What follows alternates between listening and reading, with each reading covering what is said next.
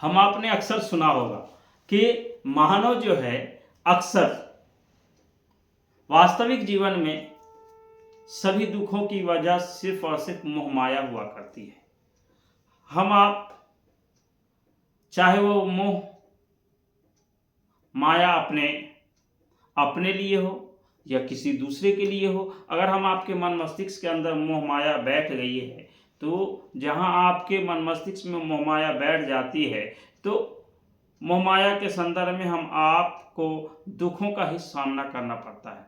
मोह माया किसी भी प्रकार का हो सकता है, किसी को दुख देने के लिए, किसी को सुख देने के लिए, अपने आप को दुख देने के लिए, अपने आप को सुख देने के लिए, या फिर किसी भी प्रकार की प्राप्ति की ओर जाने के लिए हो।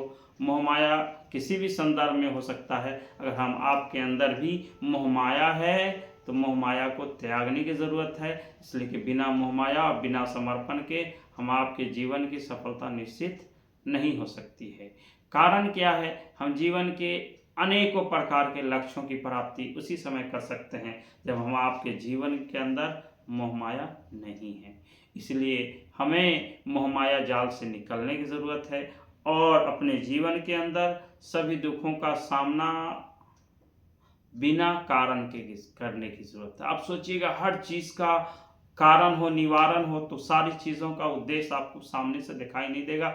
जब तक किसी के अंदर में जाकर नहीं देखते हैं, अंतर्मन से किसी काम को नहीं करते हैं, तब तक कोई काम आपके लिए सरल नहीं होता दिखाई देता है। इसलिए अगर किसी काम को आप सरलतम भाव से करना चाहते हैं तो आपको अपने आप के अंदर सरलतम व्यवहार को अपनाने की ज़रूरत है। और सरलतम व्यवहार जो आपके अंदर उसी समय आता है जब आपका सरल स्वभाव होगा और आप अपने जीवन के अंदर सभी दुखों के कारण को मोह के रूप से त्याग करके वास्तविकता के रूप में लेंगे कि किसी भी काम को करने से पूर्व ये सोच लेंगे, या फिर जीत होगी या हार होगी, या फिर उसमें सफल होंगे या असफल होंगे, दो ही चीज़ें हो सकती हैं। इसलिए हम सफलता के मार्ग को प्रशस्त करें, सफलता के रास्ते को अपनाएं, सफलता के राज को जानें, मोह को त्यागें और जीवन के उन लक्ष्यों और उन उद्देश्यों पर चले जिस लक्ष्य और उद्देश्य पर चल करके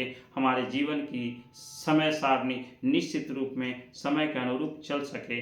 हम आपकी जो समस्याएं, हम आपकी जो अभिव्यक्ति है लोगों के सामने निखर कर आ सके, ताकि लोग अपनी अपनी समस्याओं और अपनी अपनी चुनौतियों को संपूर्ण तरीके से अपने व्यवहारीकरण के माध्यम से व्यवहारिक कर सकें। धन्यवाद, आभार।